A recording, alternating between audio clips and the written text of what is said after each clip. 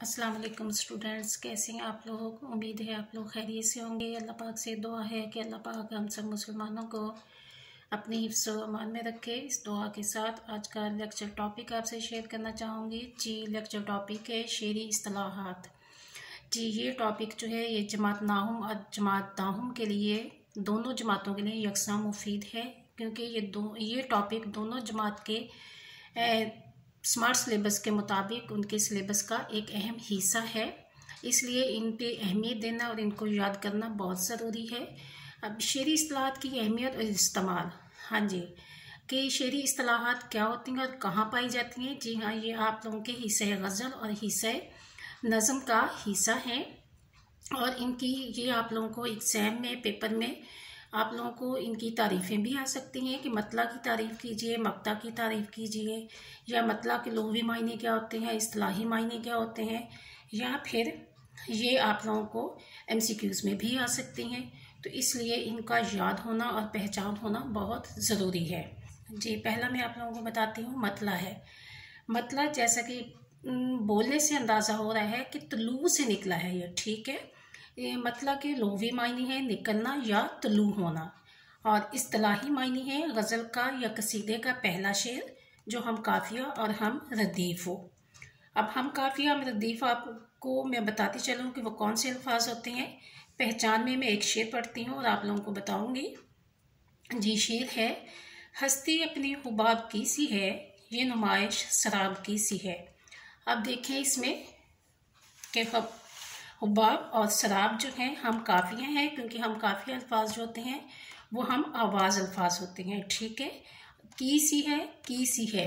अब ये जो हैं ये रदीफ़ हैं, ये शक्लन एक जैसे हैं और बोलने में भी एक जैसे हैं और शक्लन और इमला में भी एक जैसे हैं। ये इनकी पहचान होती है।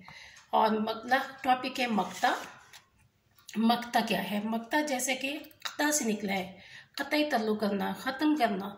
तो इनका लुग़वी मायने जो है ख़त्म करना या काटना, और इस्तिलाही मायने है गज़ल का आखिरी शेर जिसमें शायर का तखल्लुस मौजूद हो। ये इस्तिलाही मायने है, ठीक है। और इसका तखल्लुस अगर ना हो तो वो मक्ता नहीं होता, जस्ट आखिरी शेर होता है। अब पहचान में देखें, मैं शेर पढ़ती हूँ। मीर इन नीम बाज आँखों में सारी मस्ती शराब की सी है। अब देखें, मीर के ऊपर तखल्लुस का साइन है, तो इसका मतलब ये है कि ये शेर जो है ये गज़ल का आखिरी शेर होने के साथ साथ मक्ता है, क्योंकि तखल्लुस इसमें इस्तेमाल किया गया है। जी स्टूडेंट्स, उसके बाद नंबर 3 पे आप लोगों का है काफ़िया। काफ़िया देखें, काफ़िया शेर के आखिर में आने वाले हम आवाज़ अल्फाज को काफ़िया कहते हैं, ठीक है। जैसा कि मैंने आप लोगों को इस शेर में बताया था कि काफ़िया अल्फाज जो हैं शेर के आखिर में आने वाले हम आवाज़ अल्फाज को काफ़िया कहते हैं। और इसमें देखें कि हबाब, शराब, कबाब, शराब, ये सारे जो हैं हम आवाज़ अल्फाज हैं, ठीक है।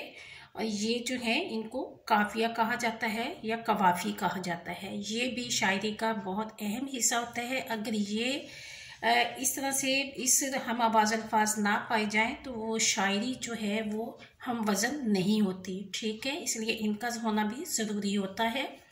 और उसके बाद नंबर 4 पॉइंट है रदीफ़।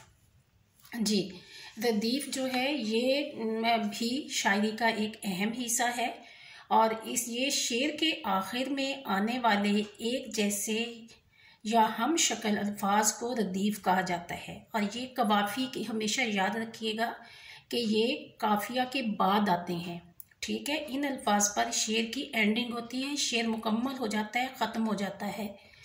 तो ये भी शेर में बहुत ज़रूरी होते हैं, रदीफ़ का होना शेर में। काफ़िया रदीफ़ के बगैर शेर को हम वज़न शेर नहीं कहा जाता, वो एक अच्छी शायरी नहीं मानी जाती, ठीक है। तो शेर के आखिर में आने वाले एक जैसे या हम शक्ल अल्फाज को रदीफ़ कहा जाता है, ठीक है। जैसे एक शेर में पढ़ती हूँ, कोई उम्मीद बर नहीं आती, कोई सूरत नज़र नहीं आती। अब देखें कि इसमें बर जो है ये आपके काफ़ी अल्फाज हैं, और नहीं आती ये आपके रदीफ़ हैं। तो इन अल्फाज को रदीफ़ कहा जाता है। नहीं आती, नहीं आती, ये रदीफ़ है, इन पे शेर की एंडिंग हो रही है और इन ये शक्लन, इमलाहन और बोलने में एक जैसे अल्फाज हैं।